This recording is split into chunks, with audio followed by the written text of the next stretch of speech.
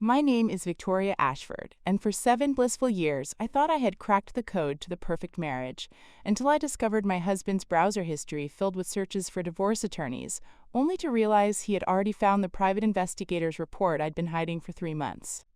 Before we jump back in, tell us where you're tuning in from, and if this story touches you, make sure you're subscribed, because tomorrow, I've saved something extra special for you. Let me take you back to where this nightmare began, because sometimes the most devastating betrayals start in the most ordinary moments. I was 34, living in what most people would call paradise, a sprawling colonial house in Willowbrook Heights, one of those picture-perfect suburbs outside Denver, where every lawn is manicured and every neighbor waves from their morning jog. My husband, Daniel Ashford, was everything a woman could want, a successful cardiac surgeon at Presbyterian Medical Center, devastatingly handsome with those steel-gray eyes that could make me forget my own name, and the kind of man who still brought me wildflowers every Friday, just because. Our life had a rhythm that felt like poetry. Daniel would leave for the hospital at 5:30 a.m., kissing my shoulder as I pretended to sleep, whispering, "See you tonight, beautiful," in that deep voice that still gave me butterflies after all these years. I'd wake up to find coffee already brewed in our kitchen, overlooking the garden he'd planted for me. Roses, lavender, and those delicate white gardenias that bloomed every spring. By 7 a.m., I'd be at my home office, working as a freelance marketing consultant for high-end wellness brands, a career that let me work from our sunlit study while classical music drifted through the house. Evenings were our sanctuary. Daniel would come home around 8. Usually exhausted, but always making time for our ritual. A glass of wine on the back patio, sharing stories about our days, his hand finding mine across the wrought iron table we'd bought during our honeymoon in Tuscany. He'd tell me about the surgeries he'd performed, the lives he'd saved, and I'd share the campaigns I was developing, the clients who challenged me. We'd cook together, him handling the proteins with surgical precision while I managed the sides, and end our nights curled up on our oversized sectional, watching old movies or reading side by side. Weekends were magic. Saturday mornings meant farmers market runs in downtown Willowbrook, where Daniel would charm the vendors while I selected organic vegetables and fresh herbs. He had this way of making everyone feel special. The elderly woman selling homemade jam would light up when she saw him coming, and the young couple with the flower stand always saved their best bouquets for Dr. Dan and his lovely wife. Afternoons were for hiking the trails at Redstone Canyon or antiquing in the historic district, hunting for pieces to add to our growing collection of vintage finds. Sunday mornings were sacred. Lazy brunches that stretched into early afternoon, Daniel reading medical journals while I worked on my novel, a romance I'd been writing for 2 years but never had the courage to show anyone. He'd occasionally look up and catch me staring at him, still amazed that this incredible man had chosen me, chosen us, chosen this life we'd built together. Our friends envied us openly. At dinner parties, other couples would comment on how we still looked at each other like newlyweds, how we seemed to have figured out something the rest of them were still searching for. "You two are relationship goals," our neighbor Priya would say, and I'd smile, feeling like the luckiest woman alive. Daniel was thoughtful in ways that took my breath away. He remembered that I liked my morning coffee exactly 3 minutes after it finished brewing. Not too hot, not too cool. He'd learned to make my grandmother's lemon bars recipe when I mentioned missing them after she passed. When I had a particularly stressful week with demanding clients, he'd run me a bath with lavender oil and light candles throughout our master bathroom, creating a spa experience that melted away every worry. Even our disagreements felt healthy. We'd debate politics over dinner, challenge each other's perspectives on books we'd both read, playfully argue about whether to renovate the guest bathroom or save for that trip to New Zealand we'd been planning. But we never went to bed angry, never let resentment fester. Daniel had this way of diffusing tension with humor, or a perfectly timed compliment that reminded me why I'd fallen for him in the first place. I trusted him completely. When he said he was working late at the hospital, I never questioned it. Cardiac surgery demanded unpredictable hours, and I respected his dedication to his patients. When he traveled to medical conferences in Chicago or Atlanta, I missed him terribly but never worried about what he was doing. When his phone buzzed during dinner and he'd apologize before stepping away to take what he called emergency calls, I'd simply keep his food warm and wait for him to return with stories about the crisis he'd helped resolve. Our physical connection was just as strong as our emotional bond. 7 years in, and Daniel still looked at me like I was the most beautiful woman in the world.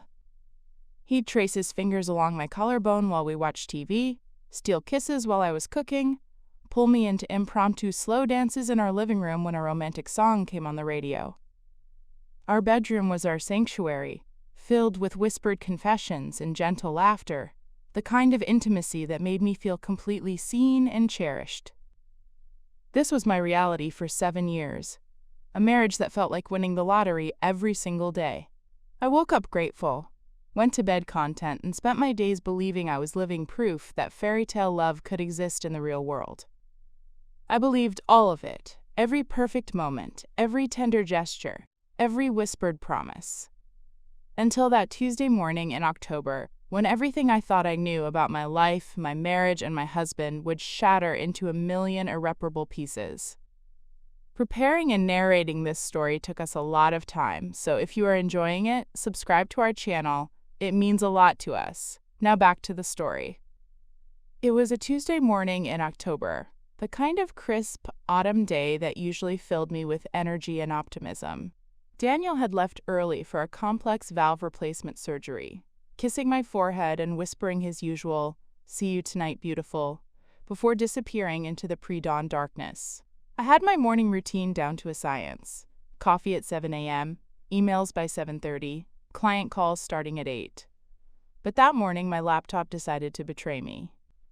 I was sitting in my home office, steam rising from my favorite ceramic mug, the one Daniel had bought me from that little pottery shop in Asheville, when my screen suddenly went black. Not the gentle sleep mode I was used to, but a complete, devastating crash that made my heart sink. I had a presentation due to a major client by noon, and 3 hours of work that I prayed had been auto-saved. Daniel's MacBook Pro sat on the desk beside mine, pristine and barely used except for the occasional medical research or Netflix session. He'd told me countless times to use it whenever I needed it. "What's mine is yours, sweetheart," he'd say with that disarming smile. So I reached for it, without hesitation, my fingers already mentally rehearsing the keyboard shortcuts I'd need to recover my morning's work. The laptop woke up immediately, and I was relieved to see it wasn't password protected, another sign of Daniel's trust and openness, or so I thought. I quickly opened Chrome to access my cloud storage, my mind focused solely on retrieving my client presentation. But as the browser loaded, something made me freeze. The address bar's drop-down menu was showing recent searches. At first, I thought I was seeing things. My eyes scanned the suggestions that had populated automatically, and my breath caught in my throat. There, in plain sight, were search terms that made my world tilt sideways. Best divorce lawyers, Denver, Colorado. How to file for divorce without spouse knowing. Hidden assets, divorce attorney. Divorce lawyer consultation confidential. Colorado divorce laws, 2024. My hand trembled as I reached for the mouse. This had to be some mistake. Maybe a research for a colleague or a friend who was going through a difficult time. Daniel was always helping people, always offering advice and support to anyone who needed it. That had to be it. But as I clicked on the browser history, my heart began pounding so hard I could hear it in my ears. The searches weren't from yesterday or last week. They stretched back 3 months. 3 months of careful, methodical research into divorce proceedings. 3 months of looking up law firms, reading reviews, comparing attorneys. 3 months of planning something I had never seen coming. I scrolled through entry after entry, each one feeling like a physical blow. Morrison and Associates Divorce Lawyers Denver Reviews. What happens to house in Colorado divorce? Spousal Support Calculator Colorado. How long does divorce take in Colorado? Divorce mediation versus litigation. My hands were shaking so violently I could barely control the mouse. I kept scrolling, hoping to find some explanation, some context that would make this make sense. Instead, I found something that made my stomach drop to the floor. Private Investigator Denver adultery proof. Hire PI to follow cheating spouse. Evidence needed for divorce court Colorado. The irony was so crushing, I actually laughed out loud, a bitter, hysterical sound that echoed in my empty office. Because hidden in my desk drawer, just 3 feet away from where I was sitting, was a manila envelope containing a private investigator's report that I'd been hiding for 3 months. A report about Daniel's Thursday evening, quote, medical conferences that were actually dinners with Dr. Natalie Cross, the stunning young radiologist who joined Presbyterian Medical Center 6 months ago. I had hired the investigator, Thompson Security Services, after noticing small changes in Daniel's behavior, new cologne, more attention to his appearance, mysterious phone calls he'd taken his car before coming inside. The report contained photographs, time-stamped locations, credit card receipts from romantic restaurants. Evidence of an affair I'd been too heartbroken and too terrified to confront him about. And now, staring at his browser history, I realized we'd been playing the same game from opposite sides. While I was gathering evidence of his infidelity, he was researching how to leave me. While I was agonizing over whether to confront him about his betrayal, he was calculating how to minimize his losses in a divorce. The most devastating part wasn't discovering his searches. It was realizing that for 3 months we'd been living a complete lie. Every morning kiss, every evening wine sharing, every weekend adventure, every whispered "I love you" had been performed while he was actively planning his exit strategy. Every moment I'd spent worrying about confronting him about the affair, he'd been 3 steps ahead, consulting with attorneys and preparing for a life without me. I sat there in my home office, surrounded by the life we'd built together. The antique desk we'd found at that estate sale in Boulder, the framed photo of us hiking in Rocky Mountain National Park, the small succulent he'd bought me last month because he said it reminded him of my resilience, and realized that none of it had been real for months. The man I'd trusted completely, the man I'd built my entire adult life around, had been systematically preparing to destroy everything we'd created together. And the worst part was, I'd been doing my own investigating, gathering my own evidence, preparing for my own confrontation.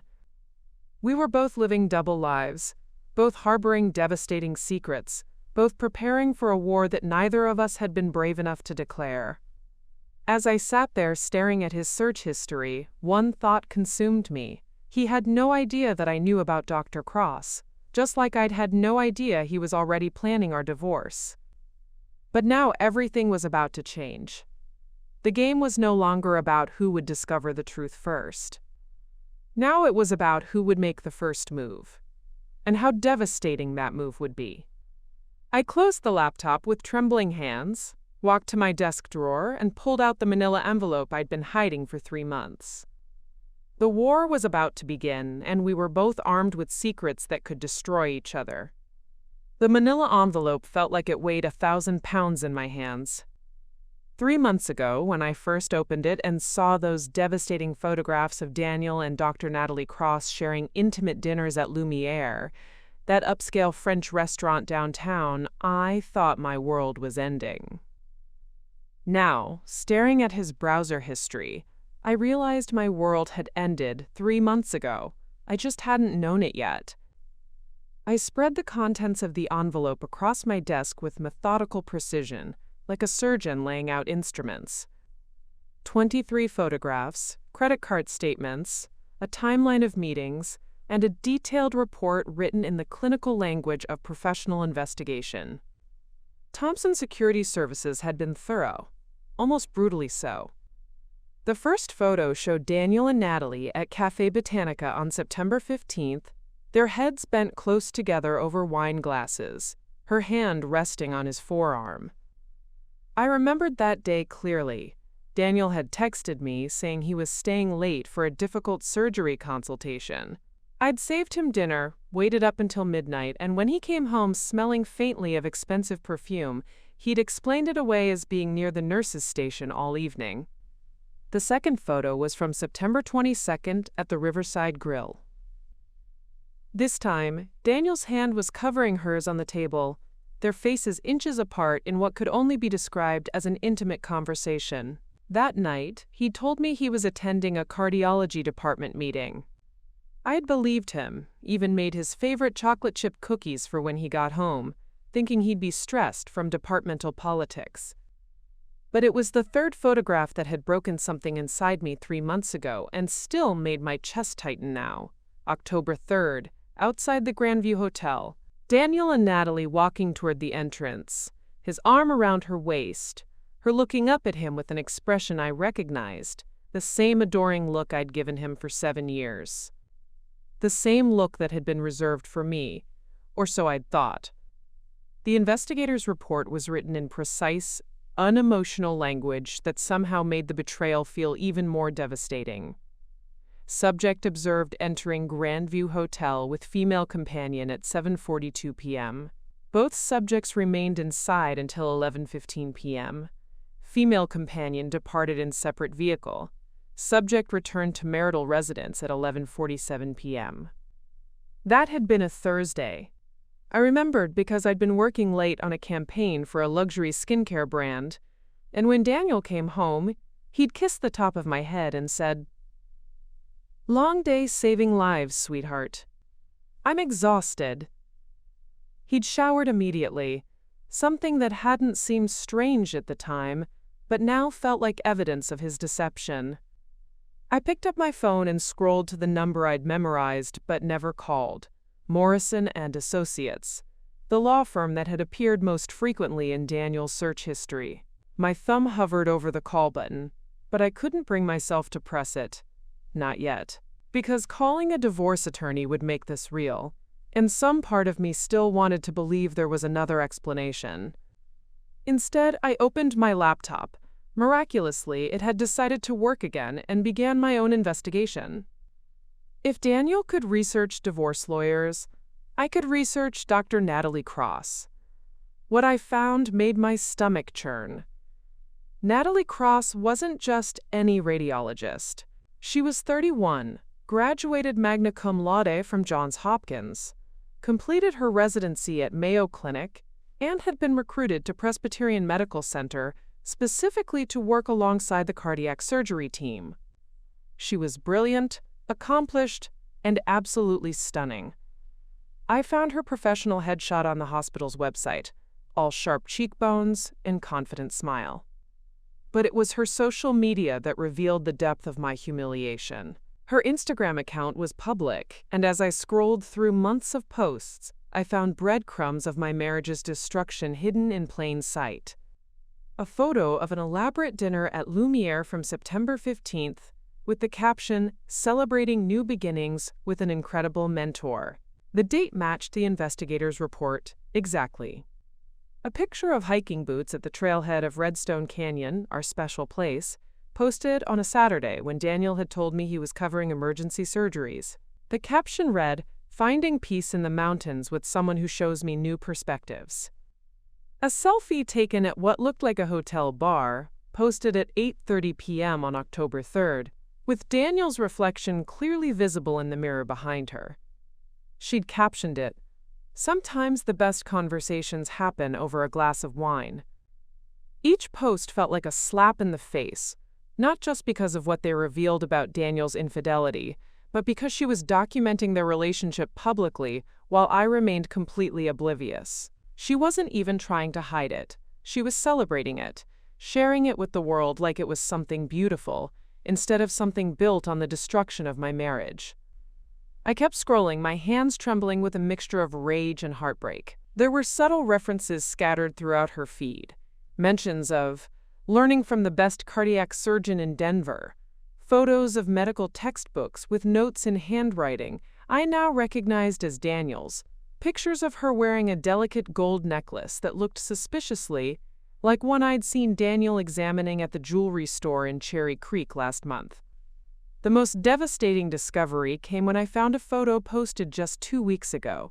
It was a picture of her hand holding a set of keys, with the caption, "New chapter, new space, new possibilities." The keys had a distinctive keychain, a small silver heart I'd bought Daniel for our 5th anniversary, engraved with our initials and wedding date. He'd given her the keys to our safe deposit box. The box where we kept important documents, my grandmother's jewelry, and the deed to our house. My hands were shaking so violently I could barely hold my phone.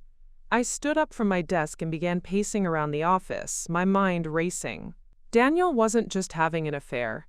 He was systematically integrating Natalie into every aspect of his life, including parts of our life that were supposed to be sacred.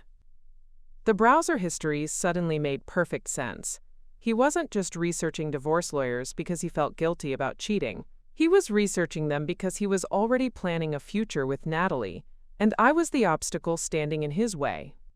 I thought about all the times over the past 3 months when Daniel had been extra affectionate, bringing me flowers, suggesting romantic dinners, planning that weekend getaway to Aspen we'd taken last month. I thought he was being the perfect husband, but now I realized he'd been managing his guilt, trying to keep me happy and unsuspecting while he built a new life behind my back. The Aspen trip particularly stung now. We'd stayed at the Little Nell, the same hotel where we'd spent our honeymoon, and Daniel had been attentive and loving, taking photos of us together, posting them on his rarely used social media with captions about "my beautiful wife" and "lucky to have this amazing woman." I'd felt so connected to him that weekend, so grateful for our strong marriage. Now I realized he'd probably been comparing me to Natalie the entire time, perhaps even texting with her when I was in the shower or asleep. Maybe the romantic gestures weren't guilt. Maybe they were his way of figuring out what he really wanted, testing whether our marriage could compete with the excitement of his new relationship. The cruelest part was that I'd been keeping his secret for 3 months, agonizing over whether to confront him, trying to figure out how to save our marriage. I'd been seeing a therapist, Dr. Patricia Kim, trying to work through my feelings about his infidelity without ever mentioning his name or specific details. I'd been reading books about rebuilding trust after affairs, planning conversations about how we might work through this together. Meanwhile, he'd been consulting with divorce attorneys and planning his exit strategy. I walked to our bedroom and stood in front of the full-length mirror, looking at myself with new eyes. I was 34, successful, attractive enough, and I'd devoted 7 years of my life to building a partnership with someone who'd been secretly dismantling it for months. But I wasn't just a victim anymore. I had information Daniel didn't know I possessed, and he had information he didn't know I'd discovered. We were both operating with incomplete intelligence, and that gave me an advantage I hadn't had an hour ago. For 3 months, I'd been the betrayed wife gathering evidence. Now I was a strategic player in a game I was just beginning to understand. The question was, what was I going to do with this knowledge? I looked at the private investigator's report spread across my desk, then at my phone showing Natalie's Instagram feed, then at Daniel's laptop with its damning browser history. The man I'd loved completely had already declared war on our marriage. He just didn't know that I was finally ready to fight back. I needed more than Instagram posts and browser history.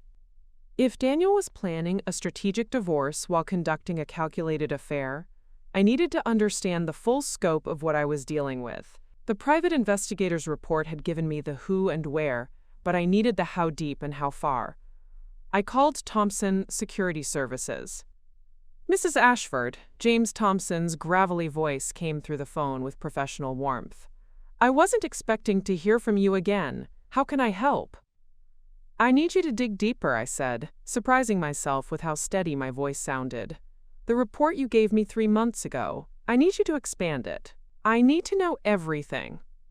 There was a pause. "Mrs. Ashford, are you sure? Sometimes the more we know, the more it hurts. The original report already documented the affair conclusively." "Mr. Thompson, my husband has been researching divorce attorneys for 3 months. This isn't just about an affair anymore. This is about my entire future, and I need to know exactly what I'm up against." "I understand. What specifically are you looking for?" I took a deep breath. "Financial records, credit card statements going back 6 months, phone records. I need to know how long this has been going on, how much he's spending on her, and what else he might be hiding. And I need to know about her, Natalie Cross." Her background, her intentions, everything. That's going to take some time and cost significantly more than the initial investigation. Money isn't an issue. Time might be. How quickly can you get me answers? Give me 72 hours for the financial analysis and expanded surveillance records. 2 weeks for the complete background check on Dr. Cross. Do it. After I hung up, I realized I needed to be smarter about gathering my own intelligence. If Daniel was researching divorce lawyers and I was hiring investigators, we were both operating in secret. But I had one advantage. I was in our house, surrounded by 7 years of shared documents, records, and digital footprints. I started with our home office, the one we shared, with his desk on one side and mine on the other. I'd always respected his privacy, never going through his papers or drawers. That courtesy was officially over. His desk drawers revealed a methodical man preparing for something significant. In the bottom drawer, hidden beneath old medical journals, I found a manila folder labeled Personal Confidential. Inside were printed emails from Morrison and Associates confirming consultation appointments, a handwritten list of assets with estimated values, and a legal pad with notes in Daniel's precise handwriting. The notes made my blood run cold. House purchased before marriage, maybe separate property, Victoria's business income, irregular, difficult to calculate spousal support, medical practice valuation, drive. Richard's contact for assessment, Natalie, lease ends December, needs new housing arrangement. He wasn't just planning to leave me. He was planning to leave me with as little as possible, and he was planning for Natalie to move in somewhere permanent, possibly our house, by December. That was only 6 weeks away. I photographed everything with my phone, then carefully returned the folder to its exact position. If Daniel was documenting his strategy, I needed to document mine. Next, I turned to our shared computer files. Daniel was meticulous about organizing digital documents, and I'd always admired his system. Now I was grateful for it because it made my search easier. In a folder labeled Medical Conferences 2024, I found something that made me sit down hard in his desk chair. Receipts for hotel stays, restaurant meals, and travel expenses, all for conferences that, according to the Colorado Medical Association website, didn't exist on the dates he'd claimed to attend them. September 14 to 15, Denver Cardiology Innovation Summit. No such conference existed. But the hotel receipt was for 2 guests at the Grandview Hotel, the same hotel where the investigator had photographed him with Natalie. October 7 to 9, Rocky Mountain Cardiac Surgery Symposium, another fictional conference. The receipts showed dinner for 2 at Le Bernardin, a wine bar I'd never heard of, and room service breakfast for 2. November 2 to 4, Advanced Surgical Techniques Workshop, scheduled for next week. The hotel confirmation was for the Renaissance downtown, and he'd booked the premium suite. He'd created an entire fictional conference schedule to cover his affair, complete with fake event names and fabricated continuing education requirements. The level of premeditation was staggering. But what really broke my heart was finding our joint calendar, where he'd carefully entered each fake conference, complete with color coding and detailed notes about important networking opportunities and mandatory CE credits. I'd supported every single one, encouraging him to attend, telling him how proud I was of his dedication to professional development. I'd been cheerleading my own betrayal. The phone records were harder to access, but I remembered Daniel kept printed statements in his filing cabinet for tax purposes. I found the folder labeled Communications 2024 and spread 6 months of phone bills across his desk. The pattern was unmistakable once I knew what to look for. Starting in June, there were daily text messages and calls to a number I now knew belonged to Natalie.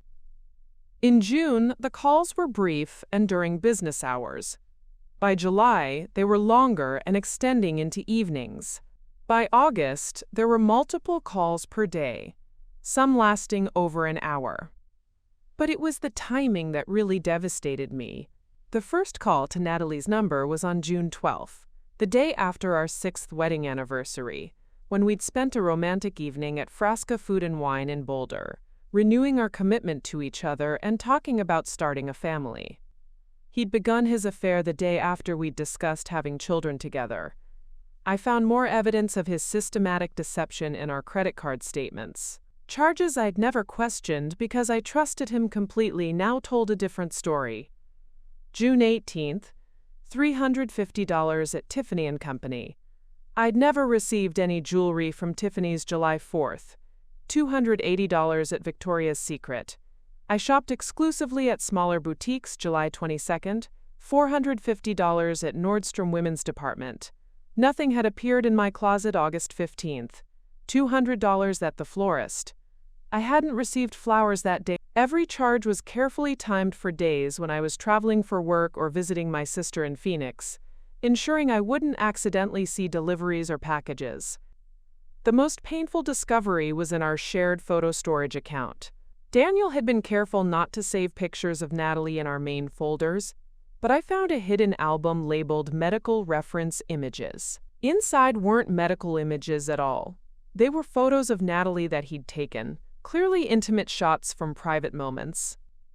Natalie laughing in what looked like a hotel room, wearing a silk robe I'd never seen. Natalie sleeping in bed, the sheets arranged artfully around her. Natalie wearing the Tiffany necklace I'd seen charged to our credit card, posing in front of a mirror in what was obviously a hotel bathroom. He'd been documenting their relationship like it was something precious and beautiful, while simultaneously researching how to legally dissolve ours. But the worst discovery came when I found a document buried in his work files, labeled Practice Transition Plan. It was a detailed proposal for restructuring his position at Presbyterian Medical Center, including a request to reduce his surgical schedule and increase his research responsibilities working directly with the radiology department. He was restructuring his entire career to work more closely with Natalie. The document included references to new collaborative opportunities, innovative cross-departmental research, and long-term professional partnerships. It was dated 3 weeks ago and included a note at the bottom. Discussed with Dr. Cross. Enthusiastic support for expanded collaboration.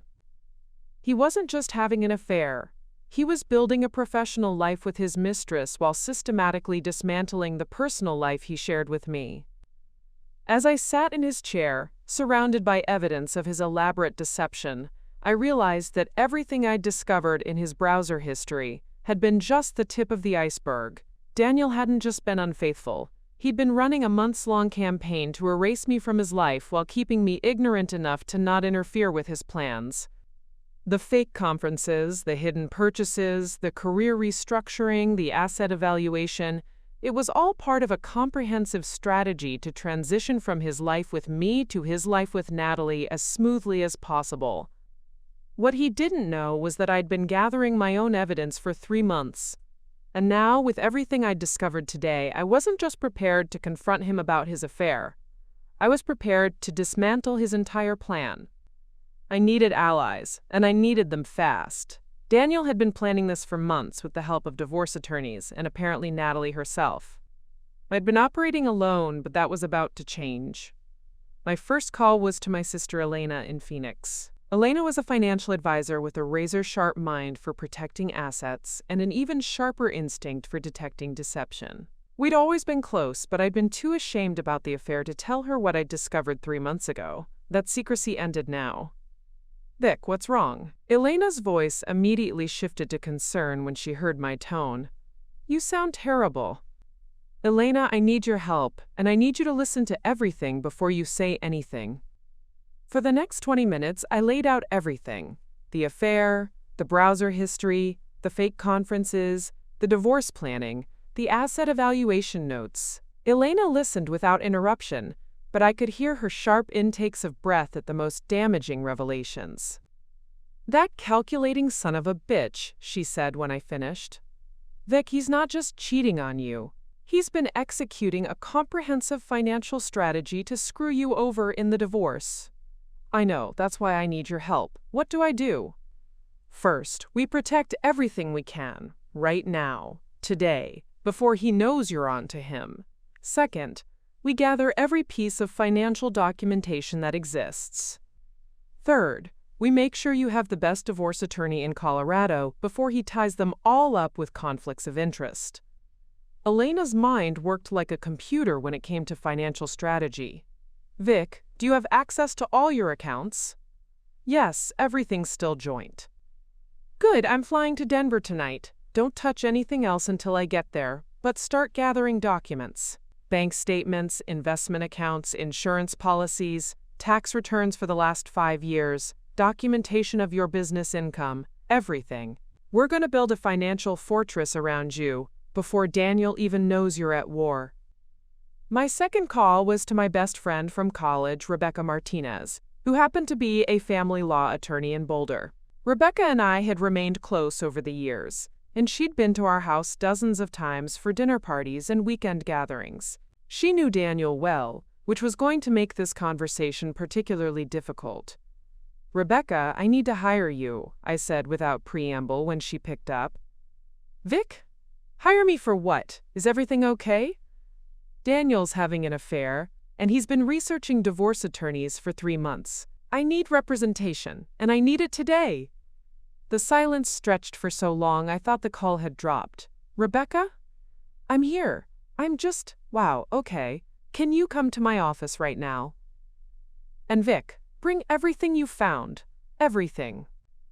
By 3 p.m., I was sitting in Rebecca's Boulder office, a contemporary space with floor-to-ceiling windows overlooking the Flatirons.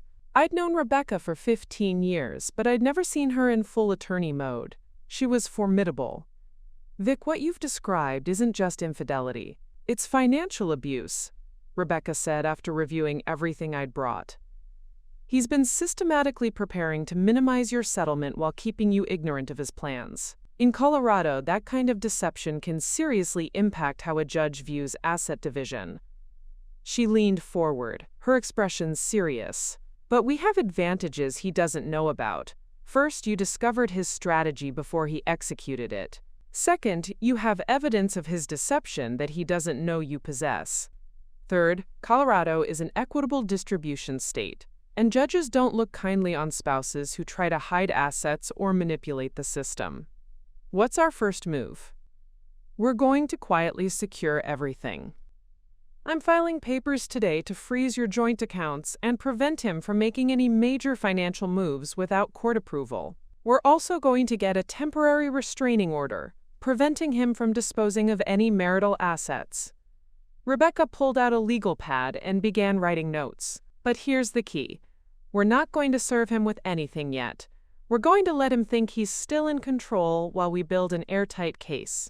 When we're ready, we'll hit him with everything at once. Is that legal? Absolutely. He's been deceiving you for months. Now it's time to level the playing field. My third call was the hardest. I dialed my parents in Seattle, knowing this conversation would break their hearts almost as much as the situation had broken mine. My father had walked me down the aisle to marry Daniel, and my mother still called him the son I never had.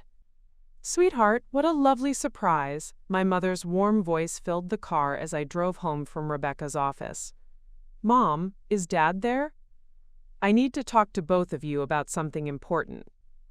When I finished explaining the situation, my mother was crying quietly, and my father was silent in that dangerous way that meant he was furious.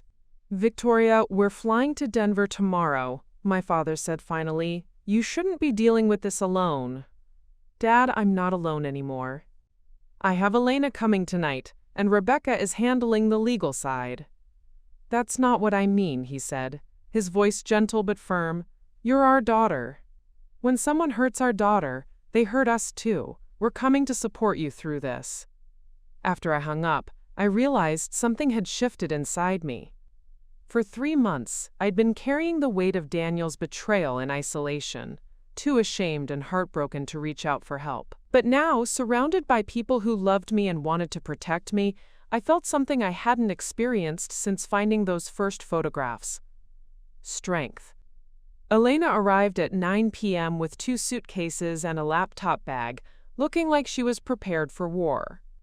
She'd taken the last flight out of Phoenix and come straight to the house.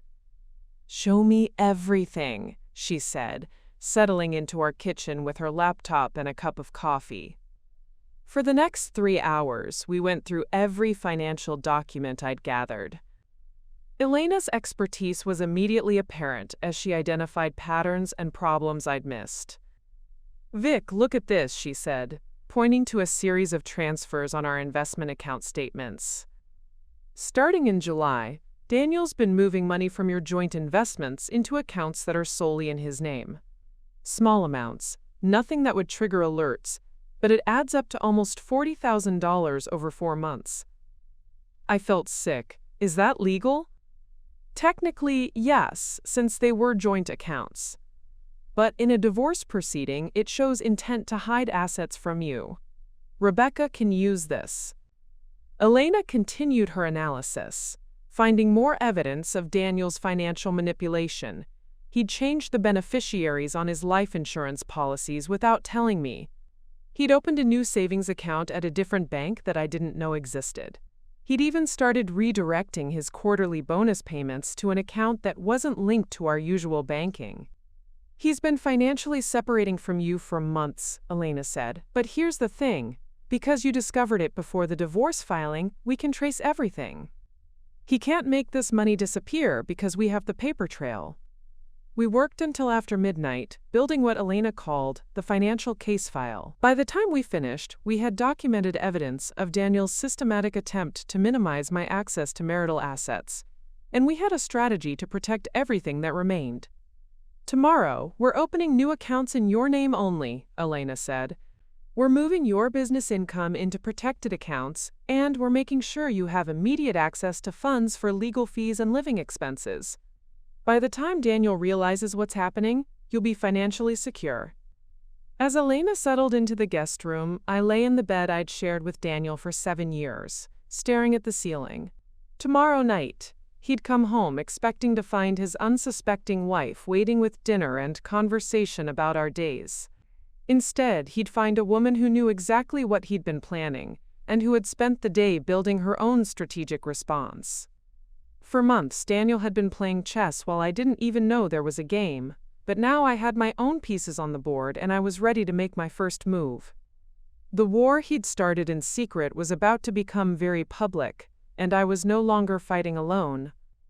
Thursday evening arrived with an autumn chill that seemed to seep into my bones. Elena had spent the day executing our financial protection plan with military precision. By 5 p.m., I had new accounts in my name only, my business income secured, and legal safeguards in place that Daniel knew nothing about. Rebecca had filed preliminary papers that would prevent him from making any major financial moves, though he wouldn't be served until we were ready to reveal our hand. Now came the hardest part, acting normal when Daniel came home. I stood in our kitchen, the same kitchen where I'd discovered his browser history just 2 days ago, preparing dinner as if nothing had changed. Elena had driven back to the hotel where my parents were staying, giving me space for what we all knew was going to be an explosive evening. The plan was simple: let Daniel make his move first, just as he'd been planning, but now I'd be ready for it. At 7:30 p.m., I heard his car in the driveway. The sound of his key in the front door. His footsteps in the hallway. All the familiar sounds of a life that was about to implode. "Something smells amazing," Daniel called out, his voice carrying that same warm affection that had once made my heart skip. Now it just made me feel sick. He appeared in the kitchen doorway looking exactly like the man I'd fallen in love with. Tall, confident, devastatingly handsome in his tailored suit. That charming smile that had once been reserved only for me. But now I knew that smile was a mask, and I was looking at a stranger. "Long day?" I asked, stirring the risotto I'd been making on autopilot. "Brutal. Emergency surgery ran late. Then administrative meetings." He moved behind me, placing his hands on my shoulders in a gesture that had once felt loving and now felt like a performance. "How was your day?" The irony was crushing. He was asking about my day. The day I'd spent building legal and financial defenses against him, while probably coming home from planning our divorce or seeing Natalie. Productive, I said, which was technically true. Elena called. She's in town on business and wants to have dinner tomorrow night. I thought we could take her to that new place downtown. Daniel's hands tightened slightly on my shoulders. Tomorrow night? I have that conference in Denver, remember? The Advanced Surgical Techniques Workshop. There it was. Another fictional conference. Another lie delivered with practiced ease. According to his hidden calendar, he'd be spending the weekend with Natalie at the Renaissance downtown.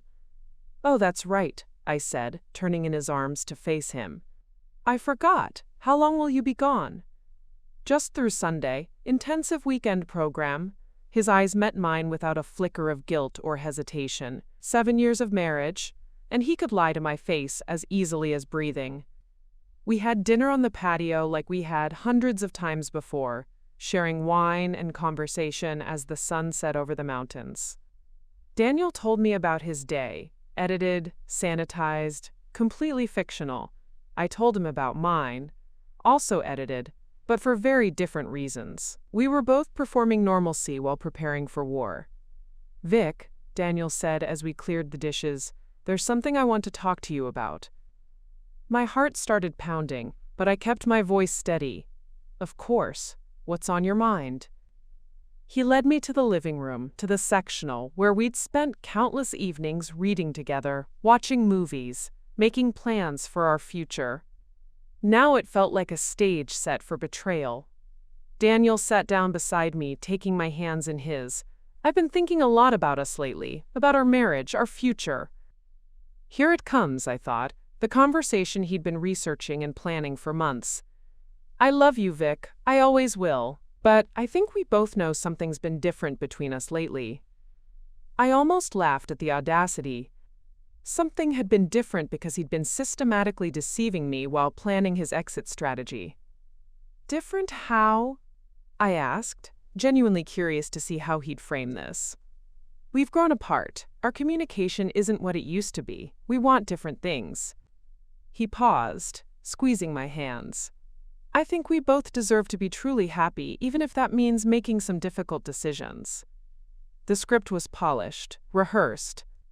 I wondered how many times he'd practiced this speech, maybe even with Natalie coaching him on the most compassionate way to destroy someone's life. What kind of difficult decisions? I asked. Daniel took a deep breath, his expression pained in what I now recognized as practiced sincerity. I think we should consider separation. Maybe some time apart will help us figure out what we really want. Separation? I kept my voice neutral, curious. For how long? I don't know, maybe a few months, maybe longer. He looked down at our joined hands. I've already talked to a lawyer, just to understand the legal implications. I want to make sure we handle everything fairly, protect both of us. There it was. The conversation he'd been building toward for months, delivered with fake reluctance and manufactured sadness.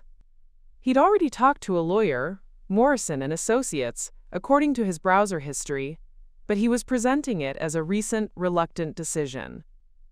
You've talked to a lawyer? I said, letting surprise color my voice. When? Last week. I didn't want to worry you until I understood the process.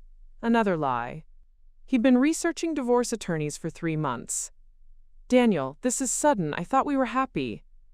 We are. But honestly, Vic, when's the last time we really connected? When's the last time we talked about anything meaningful beyond logistics and schedules?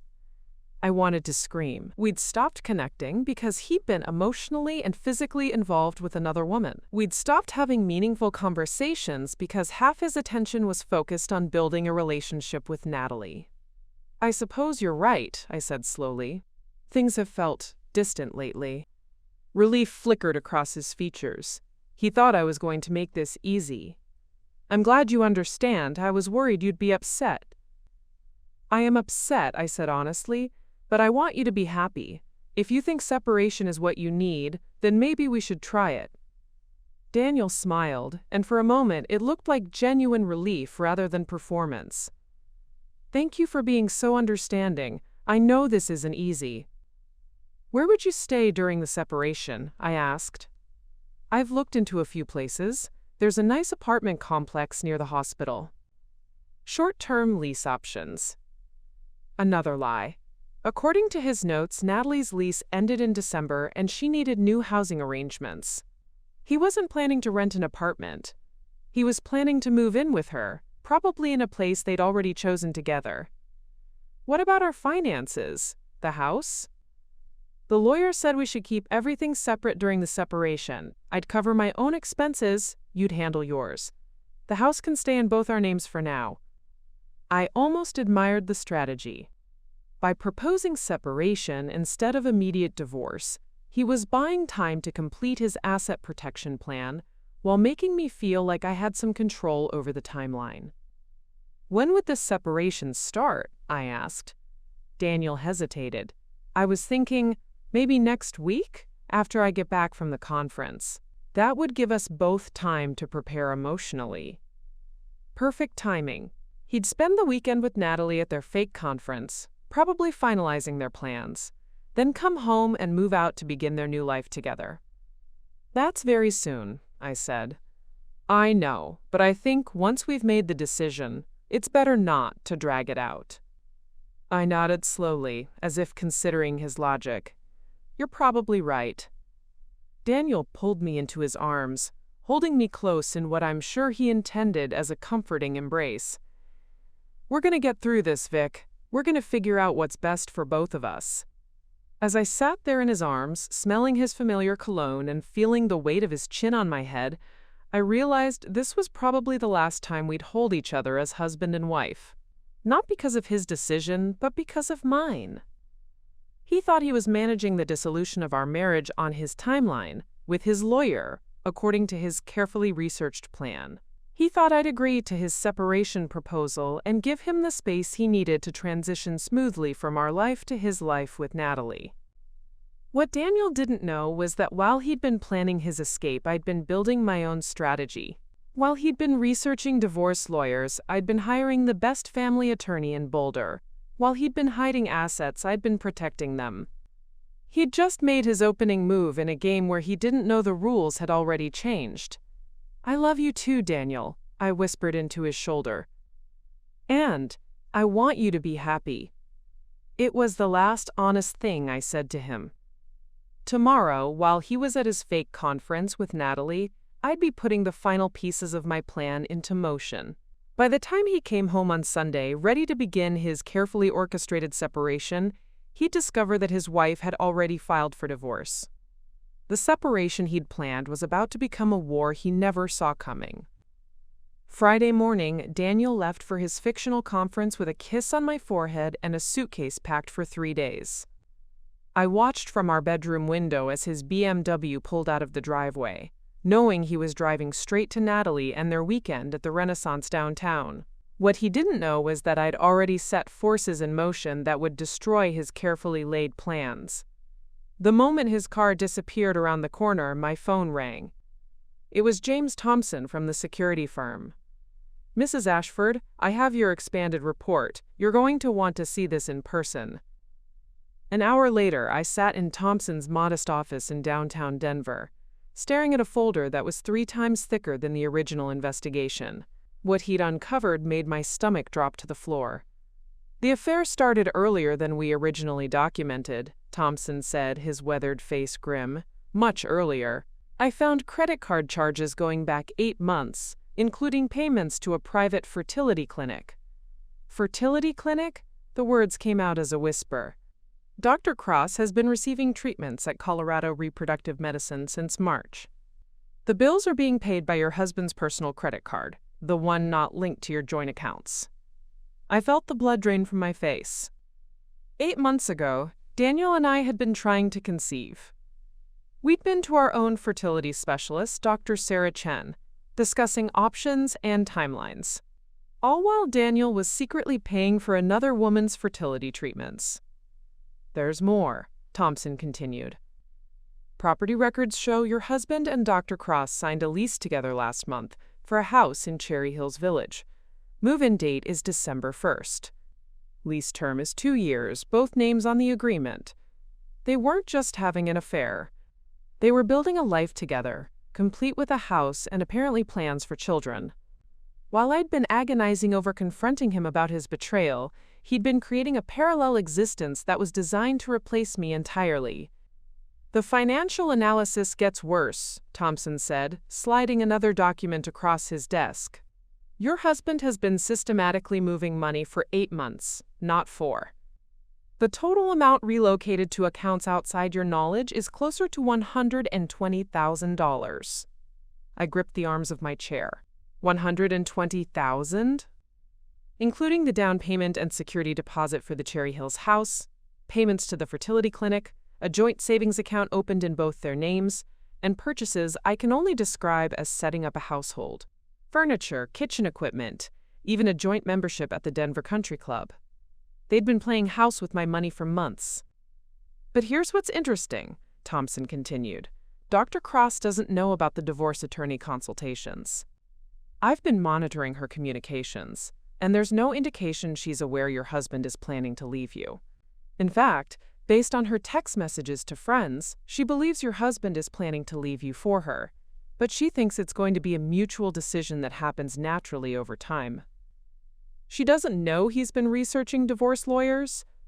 "No, and based on her recent messages, she's getting impatient.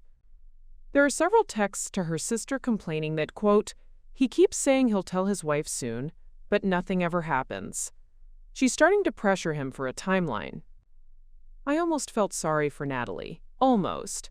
She was involved with a married man, but she didn't know she was just a pawn in Daniel's strategic exit plan. "Mr. Thompson, I need you to do something else for me. I need you to be at the Renaissance downtown this weekend. I need photographic evidence of them together at this fake conference. Mrs. Ashford, you already have enough evidence for divorce proceedings. This isn't for the divorce anymore, this is insurance." After leaving Thompson's office, I drove to Rebecca's law firm in Boulder. She was waiting for me with papers spread across her conference table, an expression that told me she'd been busy. "Vic, sit down. We need to talk about what happens next." Rebecca had been working with Elena all morning, and together they'd uncovered financial irregularities that went beyond what even Thompson had found. "Your husband has been forging your signature," Rebecca said without preamble, "on loan applications, account changes, even insurance beneficiary modifications. We found at least 6 instances where your signature was falsified on documents you never saw. That's illegal, isn't it? It's fraud, financial fraud. In Colorado, that's a felony, and it significantly impacts how marital assets are divided in divorce proceedings." Rebecca pulled up a document on her laptop. "Elena found something else. Your husband took out a home equity line of credit against your house 2 months ago. $75,000 that he's been using to fund his new life with Dr. Cross. I felt like I was drowning. Can he do that without my permission?" "Not legally, no. Both spouses have to sign for home equity loans in Colorado. But he forged your signature, and the bank didn't verify it properly." "What does this mean for me?" "It means we have him on documented financial fraud, forgery, and asset hiding. It also means you're not responsible for that debt since you never agreed to it. But Vic, there's something else." Rebecca's expression grew even more serious. "Based on everything we've found, I don't think your husband is planning a simple divorce. I think he's planning to disappear." "What do you mean?" "The house lease with Dr. Cross is in a different state. Technically, Cherry Hills Village has different jurisdiction complications. The fertility treatments suggest they're planning long-term family building. The forged signatures and hidden assets suggest he's been systematically stripping wealth from your marriage. I think he's planning to file for divorce, claim you agreed to separation, and move to his new life with as much money as possible while leaving you to deal with debts and legal complications you don't even know exist." The room started spinning. How is that possible? If you had agreed to his separation proposal last night, he could have filed papers claiming it was mutual and amicable. He could have argued that asset division was already agreed upon informally. Meanwhile, you'd be stuck in your house with a secret mortgage you didn't know about. while he starts fresh with Dr. Cross and over $100,000 of marital assets. Elena entered the conference room at that moment, carrying coffee and wearing an expression that meant she'd found more problems. "Vic, we need to talk about your business," Elena said, settling into a chair across from me. "I've been analyzing your client contracts and income statements. Your husband has been intercepting some of your business payments." "What?" "3 of your major clients have been sending payments to a business account that your husband set up in your name, but at a different bank. An account you don't have access to. He's been collecting your business income and depositing it into accounts that are technically in your name, but that you can't access." I couldn't breathe. "How much?" "About $30,000 over the past 6 months. Rebecca leaned forward. "Vic, this isn't just an affair and a planned divorce. This is a comprehensive financial crime being committed against you by someone you trusted completely. What do we do?" "We file everything today. Divorce papers, restraining orders on all assets, criminal fraud complaints, the works. We hit him with everything at once while he's at his fake conference, thinking you're home, accepting his separation proposal." Elena nodded. "By the time he gets back on Sunday, every account will be frozen, every asset will be protected, and he'll be facing criminal charges for fraud and forgery." "But what about Dr. Cross? She doesn't know about any of this." Rebecca smiled grimly. "That's the beautiful part. When the fraud charges become public, when the divorce filing mentions the forged signatures and hidden assets, when the story comes out about how he's been stealing from you to fund their relationship, Dr. Cross is going to realize she's been dating a criminal who's been using her to commit financial crimes. You think she'll leave him? Vic, she's a respected physician at a major hospital. When she finds out her boyfriend has been committing felonies and that their entire relationship has been funded by money stolen from his wife, she's going to run so fast it'll make his head spin." Elena added, "Plus, all those joint accounts he opened with her, they're going to be frozen as part of the asset protection orders, the house lease they signed. That's going to be invalidated because it was paid for with fraudulently obtained funds." I sat in that conference room surrounded by evidence of my husband's systematic betrayal and financial crimes, and realized that what I'd thought was heartbreak was actually something much simpler: clarity. Daniel hadn't just been unfaithful, he'd been stealing from me, lying to me, and planning to destroy my financial future while building a new life with another woman. But his mistake was underestimating me. While he'd been researching divorce lawyers, I'd been hiring the best legal team in Colorado. While he'd been hiding assets, I'd been protecting them. While he'd been planning his escape, I'd been building his prison. "File everything," I said, my voice steady for the first time in months. "Let's end this." Rebecca smiled. "Already drafted?" "Elena's going to serve him personally when he gets back from his weekend with Dr. Cross. I want to see his face when he realizes his wife knew everything." By Sunday evening, Daniel's carefully constructed plan would be in ruins, and he'd discover that the woman he'd been deceiving for 8 months had been 3 steps ahead of him all along. Sunday evening arrived like a storm front, heavy with the promise of destruction. Daniel's BMW pulled into our driveway at exactly 6:47 p.m., just as he'd texted me that morning from his conference. I watched from the kitchen window as he retrieved his overnight bag from the trunk, probably the same bag that had spent the weekend in a luxury hotel room with Natalie, while I'd been systematically dismantling his life. I'd spent the weekend in constant motion with Rebecca and Elena, filing papers, securing assets, and building an unbreachable legal fortress around everything Daniel thought he was going to steal. Now came the moment I'd been both dreading and anticipating, watching his face when his carefully constructed world collapsed. "Vic, I'm home," Daniel called out as he entered through the front door, his voice carrying that fake cheerfulness I now recognized as performance art. "In the kitchen," I called back, my hands steady as I finished preparing dinner. One last meal together seemed appropriate, though he didn't know it would be our last. Daniel appeared in the doorway, looking relaxed and satisfied, probably flush with whatever promises he and Natalie had made to each other over their romantic weekend. He was tan from what I assumed was time by the hotel pool, and there was a lightness in his step that came from believing his plan was working perfectly. "How was the conference?" I asked, not looking up from the salad I was tossing. "Incredibly productive. Learned some fascinating new techniques." He moved behind me, placing his hands on my waist in a gesture that now felt like contamination. "I missed you, though." The audacity was breathtaking. He'd spent 3 days with his mistress in a luxury hotel, probably making final plans for their December move-in date. And he was telling me he missed me. "I missed you too," I lied smoothly. "How was your hotel?" "Fine, standard conference hotel, you know how those places are." Another effortless lie. The Renaissance downtown wasn't a standard conference hotel. It was one of the most expensive hotels in Denver. And according to Thompson's photos, Daniel and Natalie had enjoyed room service breakfast in bed, couples massages at the spa, and dinner at the hotel's 5-star restaurant.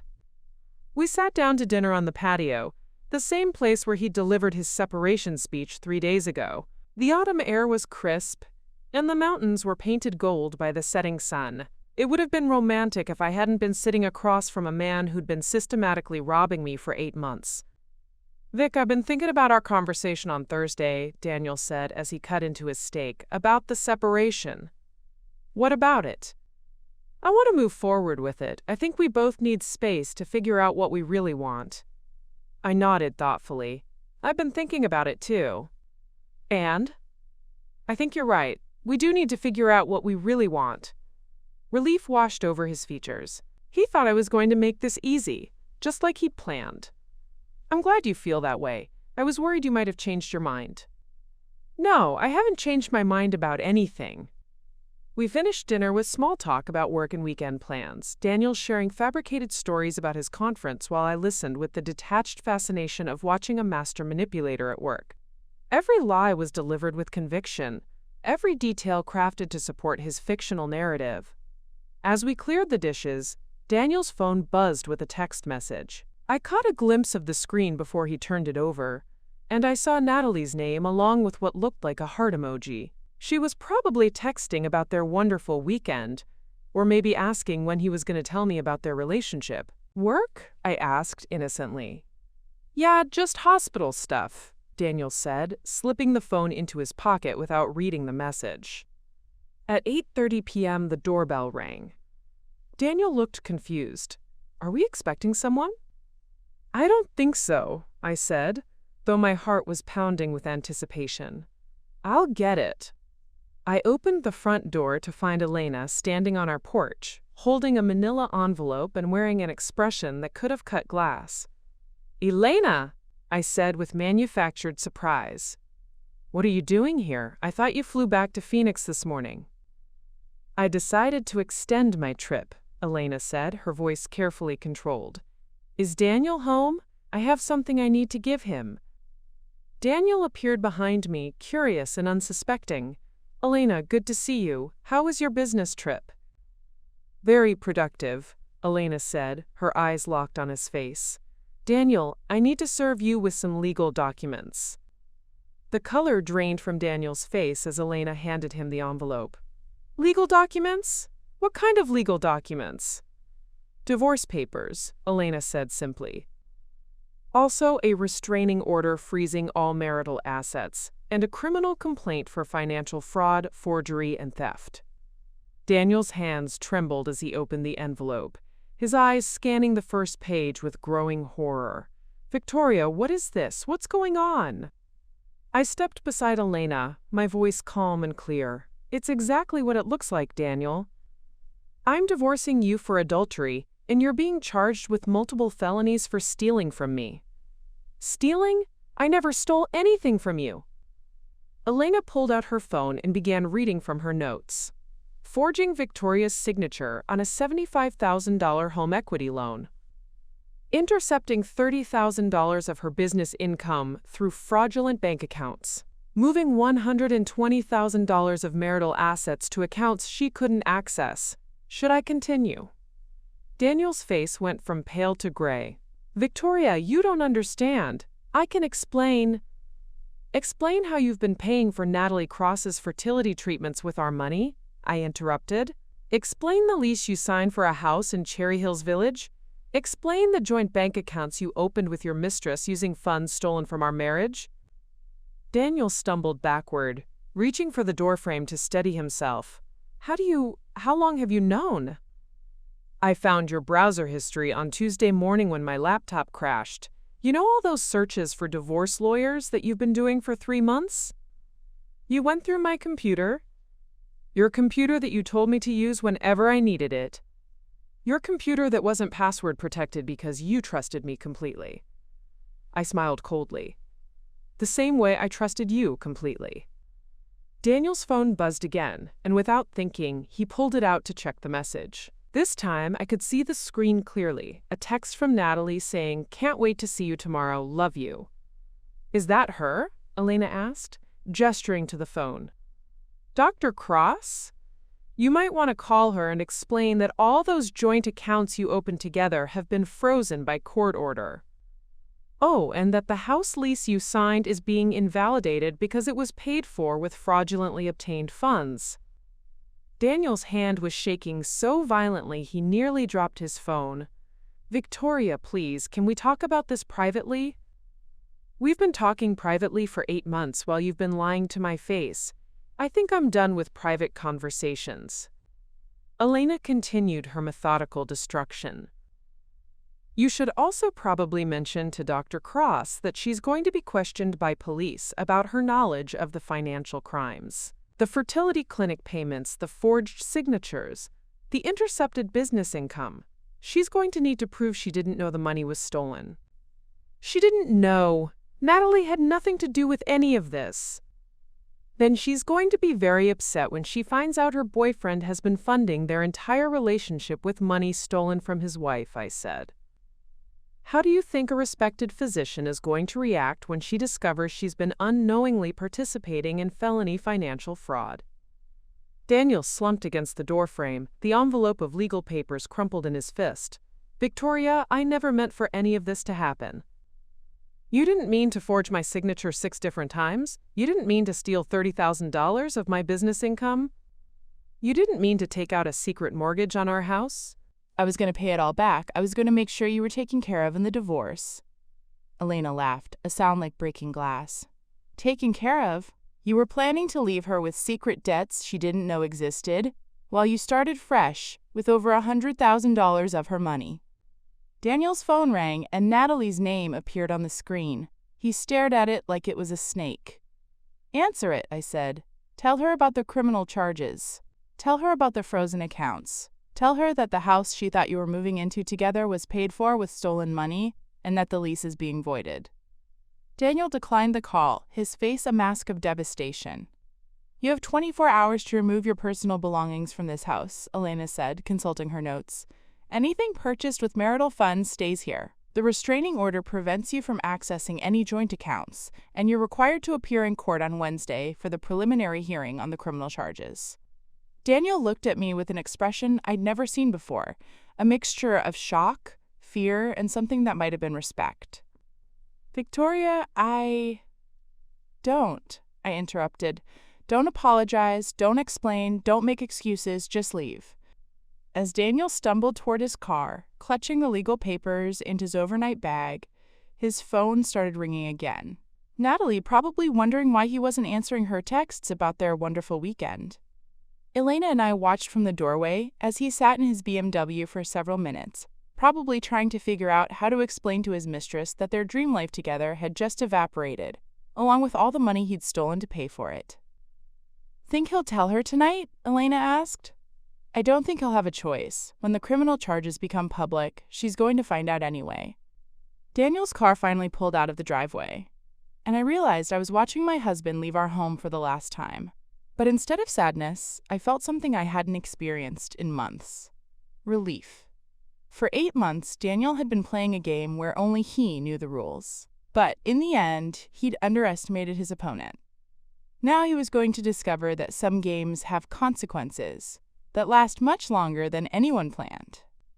Monday morning brought a strange kind of peace to our house in Willowbrook Heights. For the first time in 8 months, I woke up knowing exactly where Daniel was and what he was doing. He was probably in some budget hotel near the hospital, frantically calling lawyers and trying to figure out how his perfectly planned exit strategy had turned into a criminal case. My phone had been buzzing since 6 a.m. with missed calls from numbers I didn't recognize. When I finally answered one, I discovered it was a reporter from the Denver Post. "Mrs. Ashford, we're running a story about the financial fraud charges against Dr. Daniel Ashford. Would you like to comment?" I hung up immediately and called Rebecca. "The story's already public?" I asked when she picked up. "Criminal charges are public record," Rebecca explained. "Plus, when a prominent cardiac surgeon gets arrested for financial fraud and forgery, it tends to make news. Are you okay?" "I'm fine, but I wasn't expecting media attention." "Vic, Daniel's not just any doctor. He's been featured in medical journals, hospital newsletters, Denver Magazine's Top Doctors issue. When someone with his public profile gets charged with multiple felonies, it becomes a story." An hour later, Elena arrived with coffee and a stack of newspapers. The Denver Post had run the story on page 3. Prominent cardiac surgeon charged with financial fraud. The article was clinical and factual, but seeing our names in print made everything feel surreal. "How are you holding up?" Elena asked, settling into our kitchen with her laptop. "Better than I expected. It's strange. I thought I'd feel guilty or sad, but mostly I just feel free." Elena smiled. "Good. Because we have work to do. The preliminary hearing is Wednesday, and we need to make sure our case is airtight." The next few hours were a whirlwind of documentation and preparation. Rebecca arrived with a box of files, and together we laid out every piece of evidence we'd gathered. Bank statements, forged signatures, intercepted business payments, Thompson's investigative reports, credit card charges for Natalie's fertility treatments, the fraudulent home equity loan documents. "The prosecution is handling the criminal charges," Rebecca explained. "But our civil case for the divorce is running parallel. We need to prove not just that Daniel committed fraud, but that the fraud was specifically designed to deprive you of marital assets." Elena had spent the morning analyzing every financial transaction from the past 8 months. "The pattern is clear," she said, pointing to spreadsheets on her laptop screen. "Every major expenditure related to Natalie coincides with Daniel moving money out of accounts Victoria could access. It's not random. It's systematic asset stripping." My phone rang again, and this time the caller ID showed Presbyterian Medical Center. I answered hesitantly. "Mrs. Ashford, this is Dr. Patricia Williams, Chief of Staff at Presbyterian. I'm calling to express my shock and concern about the charges against Dr. Ashford. I want you to know that the hospital is taking this matter very seriously." "Thank you, Dr. Williams." "I also wanted to inform you that Dr. Ashford has been placed on administrative leave pending the outcome of the criminal proceedings. Additionally, we'll be conducting our own internal investigation into any potential misuse of hospital resources." After I hung up, Elena raised an eyebrow. "Hospital investigation?" "Apparently they're looking into whether Daniel used hospital resources for personal matters." Rebecca looked up from her files. "That could include using hospital computers to research divorce lawyers, printing personal documents on hospital equipment, or using his position to access information he shouldn't have." At 2 p.m., Thompson called with an update that made my stomach churn. "Mrs. Ashford, you need to know what happened after Dr. Ashford left your house last night." "What do you mean?" "I was monitoring Dr. Cross's communications as part of the ongoing investigation. At 11:30 p.m., Dr. Ashford went to her apartment. They had a conversation that, well, let's just say it didn't go well." Thompson's report was devastating. Daniel had apparently tried to explain the situation to Natalie, without admitting the full scope of his financial crimes. He'd told her about the divorce filing, but claimed it was Victoria being vindictive about their relationship. He'd mentioned some financial complications, but presented them as misunderstandings that would be resolved quickly. Natalie's response, according to Thompson's electronic surveillance, had been immediate and decisive. She told him she wasn't going to risk her medical career by being associated with someone facing criminal charges, Thompson explained. She said she'd been led to believe his marriage was already over and that she never would have gotten involved if she'd known he was still living with his wife. Did she know about the financial crimes? Not the details. But when Dr. Ashford tried to downplay the charges, She got suspicious and started asking specific questions. When she found out about the forged signatures and the intercepted business income, she apparently became very upset.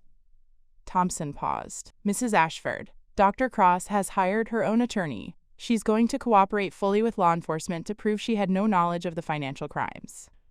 I felt a strange mixture of satisfaction and sympathy. Natalie was a victim too, in her own way, manipulated and deceived by Daniel just like I had been, though obviously to a different degree. There's something else, Thompson continued. Dr. Cross has been in contact with the fertility clinic. She's demanding a full accounting of all payments made on her behalf, and she's threatening to file her own lawsuit against Dr. Ashford for fraud if he used stolen money for her medical treatments without her knowledge. The irony was almost poetic. Daniel had destroyed his marriage to build a life with Natalie, and now Natalie was destroying him to protect herself from the fallout of his crimes. Tuesday brought even more devastating news. Rebecca called with an update from the prosecutor's office. Vic, they found more financial irregularities. Daniel's been using his hospital credit card for personal expenses. Dinners with Natalie, hotel stays, even some of those fertility clinic payments. Isn't that a separate crime? Yes. It's embezzlement from his employer. The hospital is cooperating fully with the investigation, and they're providing records going back a full year. Elena, who had been quietly working on her laptop, looked up with a grim expression. There's something else we need to discuss.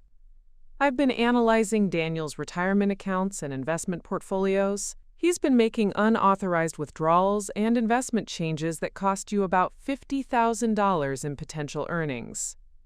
How is that possible? He forged your signature on investment account modifications, changing allocations from stable long-term investments to riskier options that happened to benefit his personal trading account. When those investments failed, your joint portfolio lost money, but his personal account made profits from short-selling the same stocks. Rebecca shook her head in amazement. He was literally betting against your financial future and profiting from your losses. That's not just fraud, that's psychological torture disguised as investment strategy. As we prepared for Wednesday's hearing, I realized that Daniel's betrayal went so much deeper than an affair. He'd systematically dismantled every aspect of our shared life while maintaining the facade of a loving husband. He'd stolen not just money, but my trust, my sense of security, and nearly my entire financial future. But as I sat in our kitchen, surrounded by evidence of his crimes and the people who'd helped me fight back, I felt something I hadn't expected. Gratitude, not for what Daniel had done, but for what his betrayal had revealed about my own strength. 8 months ago, if someone had told me my husband was cheating, I would have been devastated but probably would have tried to save the marriage. If someone had told me he was stealing from me, I would have been shocked but might have looked for explanations or excuses. But when I discovered both betrayals simultaneously, something had crystallized inside me. I hadn't just been betrayed. I'd been systematically victimized by someone who was supposed to protect me. And that realization had awakened something fierce and uncompromising in my nature. Tomorrow I would sit in a courtroom and watch Daniel face the consequences of underestimating the woman he'd married. He'd planned his escape so carefully, researched every legal angle, anticipated every possible complication. Except he'd never anticipated that his victim would fight back. The preliminary hearing would determine whether there was enough evidence to proceed with the criminal charges. Based on everything we'd uncovered, I was confident the answer would be yes. Daniel's carefully constructed new life was about to collapse completely, and unlike him, I wasn't going to pretend to feel sorry about it. Wednesday morning arrived gray and cold, with the kind of sharp October wind that cut through even the warmest coat. I stood outside the Jefferson County Courthouse at 8:30 a.m., flanked by Rebecca and Elena, watching Daniel's attorney's BMW pull into the parking lot across the street. I hadn't seen Daniel since Sunday night when he'd left our house clutching those legal papers and his overnight bag. Now, as he emerged from the passenger seat of his lawyer's car, I barely recognized him. The confident, charismatic surgeon who had walked out of our front door 3 days ago had been replaced by a hollow-eyed man in an ill-fitting suit, his usually perfect hair uncombed, his shoulders hunched in defeat. "He looks terrible," Elena murmured beside me.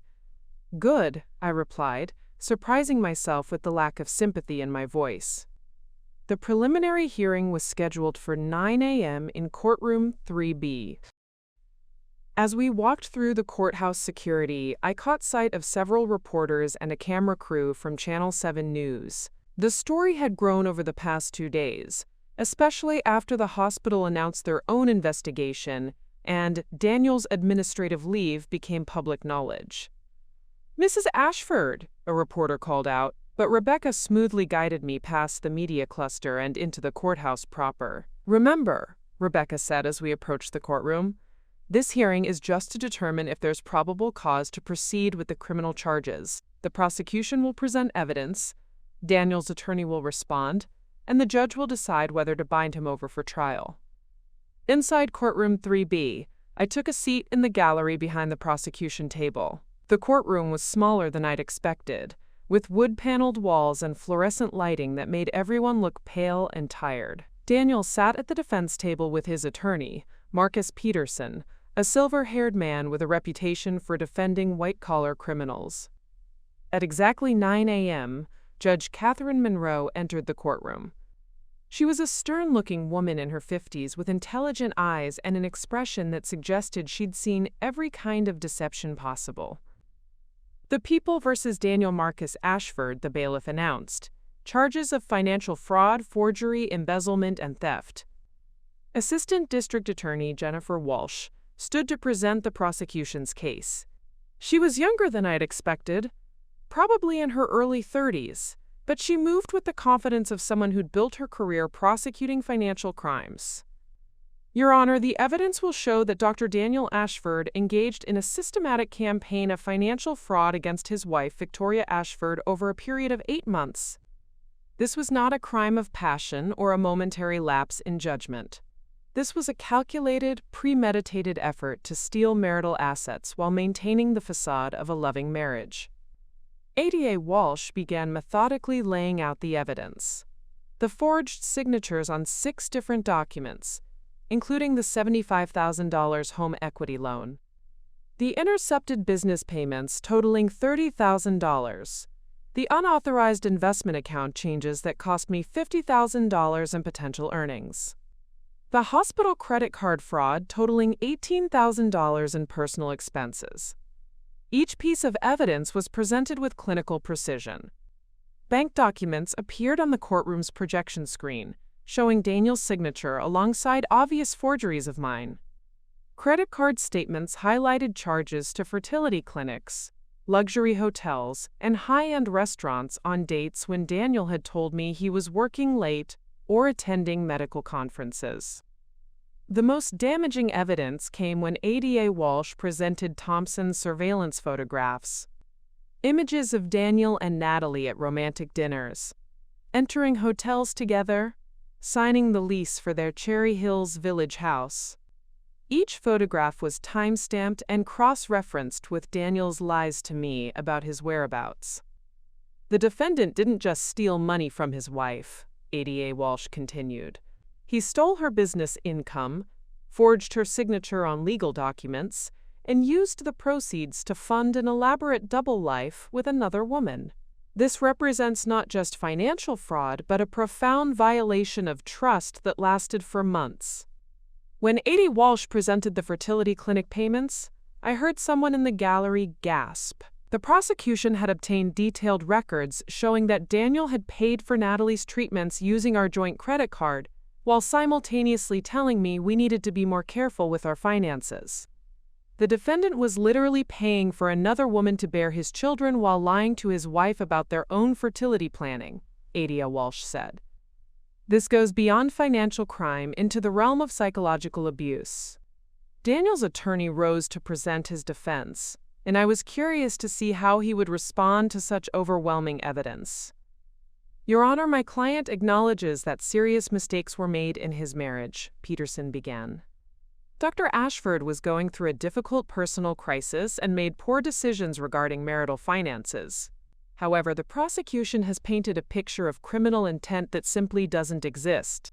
Peterson argued that Daniel had always intended to repay the money, that the forged signatures were simply expedient shortcuts in a marriage where financial decisions had always been made jointly, and that the affair, while morally wrong, didn't constitute criminal fraud. Dr. Ashford is a respected physician who has dedicated his life to saving lives, Peterson continued. He made mistakes in his personal life, but those mistakes don't rise to the level of criminal fraud. At most, these are civil matters that should be resolved in divorce court, not criminal court. I watched Daniel during his attorney's presentation. He sat perfectly still, staring at his hands, never once looking in my direction. There was no sign of the confident man who had kissed my forehead every morning for 7 years, no trace of the charming surgeon who had made me believe I was the luckiest woman in the world. Ada Walsh rose for her rebuttal, and her response was devastating. Your Honor, the defense wants you to believe that forging someone's signature 6 times over 8 months constitutes a, quote, expedient shortcuts. That intercepting $30,000 of someone's business income is a mistake. That opening secret bank accounts and hiding $120,000 in assets represents poor decisions. She gestured toward the evidence table. These weren't mistakes, Your Honor. This was a sophisticated criminal enterprise designed to steal marital assets while keeping the victim ignorant of the crimes being committed against her. Ada Walsh's final argument was precise and powerful. The defendant researched divorce attorneys for 3 months while committing these crimes. He planned his exit strategy while systematically stealing from his wife. He maintained an elaborate facade of marital devotion while funding a second household with another woman. This represents the kind of calculated, premeditated financial fraud that our criminal laws are specifically designed to address. Judge Monroe called a brief recess to review the evidence. During the 15-minute break, I sat in the hallway with Rebecca and Elena, trying to process what I'd just witnessed. How do you think it went? I asked Rebecca. The evidence is overwhelming, Rebecca replied. Peterson did his best, but you can't argue away documentary evidence and surveillance photographs. When court reconvened, Judge Monroe's decision was swift and decisive. Having reviewed the evidence presented, the court finds probable cause exists on all charges. The defendant is bound over for trial on charges of financial fraud in the first degree, forgery, embezzlement, and theft of marital assets. She set Daniel's trial date for January 15th and established bail conditions that included surrendering his passport, maintaining no contact with me, and avoiding any financial institutions where we held joint accounts. As the judge's gavel fell, I felt something I hadn't expected, not satisfaction or revenge, but a profound sense of justice. For 8 months, Daniel had operated in secret, believing he was too smart to be caught, too careful to leave evidence, too respected to face consequences. Now he was facing felony charges that could result in years in prison and the complete destruction of his medical career. As we left the courthouse, I caught one last glimpse of Daniel standing with his attorney in the hallway. He looked like a man who had finally realized that actions have consequences, that victims sometimes fight back, and that being smart isn't the same as being wise. Peterson was already talking about plea bargain possibilities, which told me everything I needed to know about how strong our case really was. Outside the courthouse, reporters crowded around us, but Rebecca guided me to Elena's car without stopping for interviews. How does it feel? Elena asked as we drove away from the courthouse. I thought about the question seriously. How did it feel to watch the man I'd loved for 7 years face criminal charges for betraying me? It feels like the end of something terrible, I said finally, and the beginning of something better. The trial was still months away, but the most important victory had already been won. Daniel's carefully planned escape had become his prison, and I was finally free. 6 months later, I stood in the kitchen of my Willowbrook Heights home, my home now, legally and emotionally, watching the morning sun stream through windows that no longer held the shadow of deception. The house felt different without Daniel's presence, lighter somehow, as if the walls themselves had exhaled a breath they'd been holding for too long. The trial had ended 3 weeks ago, with Daniel accepting a plea bargain, 18 months in federal prison, 5 years probation, full restitution of $237,000 plus interest, and the permanent loss of his medical license. His attorney had convinced him that facing a jury with our mountain of evidence would likely result in a much harsher sentence. Natalie had testified for the prosecution, her cooperation complete and devastating. She'd provided emails, text messages, and financial records that proved Daniel had lied to her about nearly everything: his separation timeline, the source of the money he was spending on her, even his plans for their future together. Her testimony had been clinical and precise, the words of someone who'd realized she'd been manipulated just as thoroughly as I had been, though in different ways. The divorce had been finalized 2 months after Daniel's guilty plea.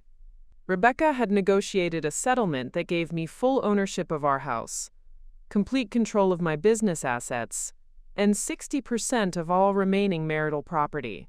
Daniel's criminal conviction had made his position essentially indefensible. No judge was going to award significant assets to someone who'd been systematically stealing from their spouse. The most satisfying part hadn't been the money or the house or even seeing Daniel led away in handcuffs.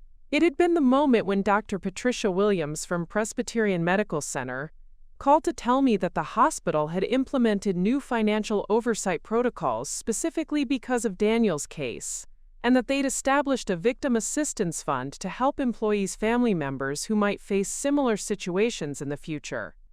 My story had become a cautionary tale, but also something more, a roadmap for fighting back. The media attention had been intense for several weeks after the trial. Denver surgeon's wife exposes elaborate financial fraud had been the headline in USA Today. The article had focused not just on Daniel's crimes, but on how I'd methodically gathered evidence and built a legal strategy that turned his own research against him. That coverage had led to something I never expected: speaking opportunities. Last month, I'd given my first presentation to the Colorado Women's Bar Association about recognizing and responding to financial abuse in marriage. Next week, I was scheduled to speak at a conference for financial advisors about helping clients protect themselves from intimate partner fraud. Elena had convinced me to write a book about the experience, not a tell-all memoir, but a practical guide for women who might be facing similar situations. Financial Self-Defense in Marriage was scheduled for publication next spring, and my editor thought it could help thousands of women recognize the warning signs I'd missed for so long. The response to my story had been overwhelming. Women reached out through social media, email, and sometimes through Rebecca's office, sharing their own experiences with financial deception. The patterns were remarkably similar: gradual isolation from financial decisions, mysterious account changes, secretive behavior around money, and the systematic erosion of financial independence. But what struck me most was how many women said the same thing: "I never thought this could happen to me. I trusted him completely." That had been me. Educated, successful, independent, and completely blind to what was happening right under my nose because I'd confused love with vulnerability. Dr. Patricia Kim, the therapist I'd been seeing throughout this ordeal, had helped me understand that my response to Daniel's betrayal hadn't just been about anger or revenge. It had been about reclaiming my agency in a situation where someone had tried to make me powerless. "You didn't just fight back against Daniel," she'd explained during one of our sessions. "You fought back against the idea that trusting someone means surrendering control over your own life." That insight had become the foundation of everything I'd built since the divorce. My business had grown significantly as I'd channeled my energy into work that felt meaningful and challenging. I'd started working with female entrepreneurs who were building companies while navigating complex personal relationships, helping them structure their businesses to maintain financial independence regardless of their marital status. The house had been transformed too. Daniel's office was now my expanded workspace, filled with vision boards for my book tour and client project timelines. The bedroom had been completely redecorated, new furniture, new colors, new energy. Even the garden reflected the change. Where Daniel had planted neat, controlled rows of roses, I'd encouraged wildflowers and herbs to grow in beautiful, chaotic abundance. Thompson Security Services had become an unexpected ally in my new advocacy work. James Thompson now referred cases to me, not for investigation, but for strategic consultation with women who discovered financial fraud and needed help building their response. Together, we developed what we called the Ashford Protocol, a systematic approach to documenting financial abuse, protecting assets, and building legal cases that prioritized the victim's long-term security over quick settlements. The protocol had already helped 12 women in situations similar to mine. 3 had discovered affairs funded by stolen marital assets. 4 had found evidence of hidden accounts and fraudulent transfers. 5 had uncovered elaborate schemes to minimize their access to assets during planned divorces. All 12 had fought back successfully. But perhaps the most meaningful change had been personal. I'd started dating again, carefully, thoughtfully, but with an openness to connection that surprised me. Dr. Kim had worried that Daniel's betrayal might make me unable to trust again, but the opposite had happened. Learning to trust my own instincts, my own judgment, and my own strength had made me more confident in my ability to choose wisely. The man I'd been seeing for the past 2 months, Andrew Chen, was a bankruptcy attorney who specialized in helping people rebuild their financial lives after catastrophic setbacks. He understood the psychology of financial recovery in ways that felt healing rather than triggering. More importantly, he was fascinated by my advocacy work and had started referring his own clients to my financial independence workshops. Andrew had been clear from our first date that he believed successful relationships required 2 financially autonomous people choosing to share their lives, not one person surrendering their independence to another. That philosophy felt revolutionary after 7 years with someone who'd systematically undermined my financial agency while pretending to protect it. This morning, as I prepared for another speaking engagement, this time at the University of Colorado's Business School, I reflected on how completely my life had changed in less than a year. A year ago, I'd been the trusting wife of a respected surgeon, living in what I thought was a fairy tale marriage. I'd believed that love meant complete trust, that partnership meant surrendering control, that being taken care of was the same as being cherished. Now I knew better. Love without respect is manipulation. Partnership without equality is exploitation. Being taken care of without maintaining your own strength is just another form of vulnerability. The women who attended my speaking engagements often ask the same question: how do you trust again after something like this? My answer had evolved over the months, but the core remained consistent. You learn to trust yourself first. You learn to trust your instincts, your intelligence, and your ability to handle whatever life throws at you. When you trust yourself completely, you can love someone without losing yourself. Daniel had taught me, inadvertently, that the most dangerous betrayals come from people who encourage you to stop paying attention. They tell you that love means not asking questions, that trust means not verifying, that partnership means not maintaining your own safeguards. But real love, real partnership, real trust, they make you stronger, not weaker. They encourage your independence, not your dependence. They want you to pay attention, to ask questions, to maintain your own power and agency. As I gathered my presentation materials and headed toward the door, I caught my reflection in the hallway mirror. The woman looking back at me was someone I barely recognized from a year ago. Stronger, more confident, more purposeful. Someone who'd learned that surviving betrayal isn't about getting revenge. It's about refusing to be diminished by someone else's failures. The story I told audiences wasn't just about financial fraud or marital deception. It was about what happens when you decide that your own well-being matters more than someone else's comfort. It was about the power of documentation, the importance of allies, and the strength that comes from refusing to be a victim, even when someone tries to victimize you. Most importantly, it was about the truth that had sustained me through the darkest months. No one can take your power away unless you give it to them. And I was never giving mine away again. If you're listening to this story and recognizing pieces of your own life, if you're wondering whether those financial inconsistencies you've noticed might be more serious than you thought, if you're questioning whether trust should require you to stop paying attention, listen to that voice. Trust it, follow it, protect yourself. Because your financial independence isn't just about money. It's about your ability to choose your own life, to leave situations that harm you, and to build a future that belongs entirely to you. Don't let anyone convince you that love requires you to be blind. The best relationships are built by two people who see each other clearly and choose each other anyway. Stay awake, stay aware, and never, ever stop believing that you deserve better than being lied to.